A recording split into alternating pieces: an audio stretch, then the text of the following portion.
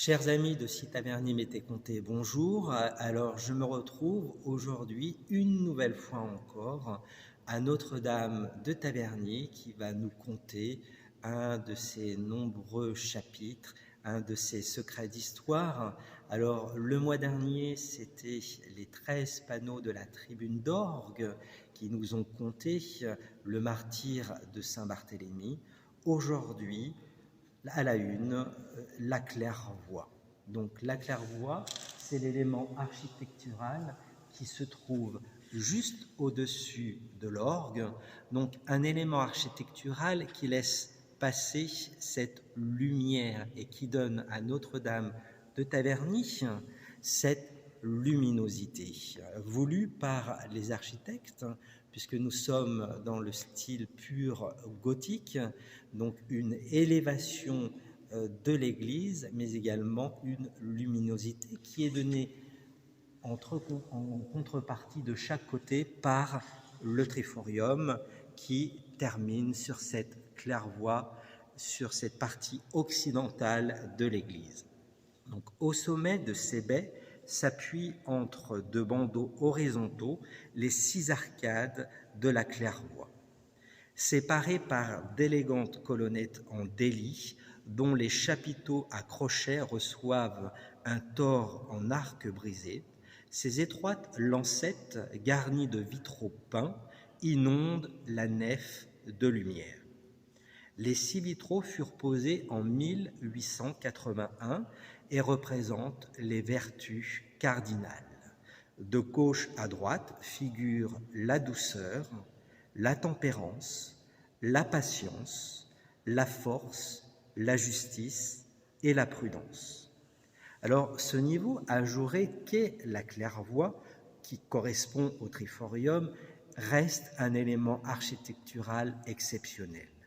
Il dénote en effet la modernité et l'esprit novateur des maîtres d'œuvre de Notre-Dame de Taverny. Dans le premier tiers du XIIIe siècle, en effet, rares étaient les monuments qui arboraient une telle claire-voie. Seul, peut-être, le chevet de l'église de Brie-Comte-Robert comportait un ajournement comparable. La précocité de cette réalisation dans l'édifice tabernacien souligne l'ambition et l'opulence des commanditaires qui voulurent sans doute s'inscrire en précurseur. Alors, juste au-dessus donc des 6 petits vitraux se trouvent 3 grandes fenêtres hautes qui sont garnies de vitraux exécutés, comme les 8 autres baies de la façade, en 1880 par le peintre Verrier Gessel.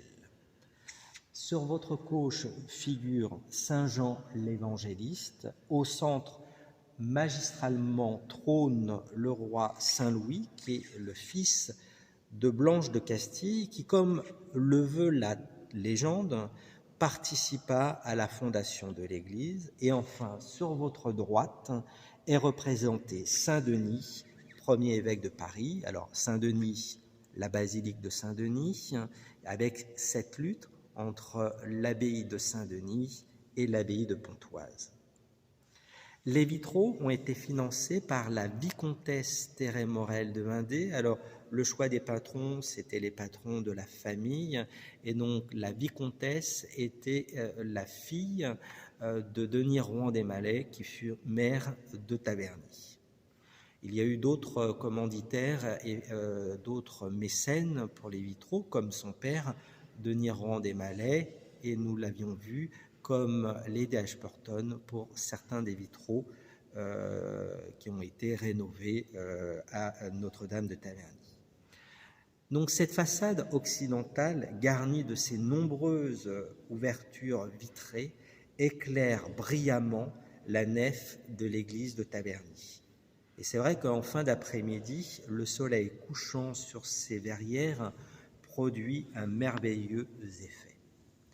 Pour conclure cette vidéo, un petit point original, le saviez-vous peut-être, un des épisodes de Chaperon, Melon et Bottes de cuir a été tourné à Taverny, et dans une scène, nous voyons sur la coursive de la claire-voie un gendarme poursuivre un malfaiteur qui va se cacher dans le clocher de Notre-Dame de Taverny. Voilà, donc un nouvel épisode qui vous a été retracé sur la richesse, l'originalité de cette église Notre-Dame de Taverny. Alors moi je vous dis au mois prochain pour un nouveau chapitre de Notre-Dame de Taverny. À bientôt.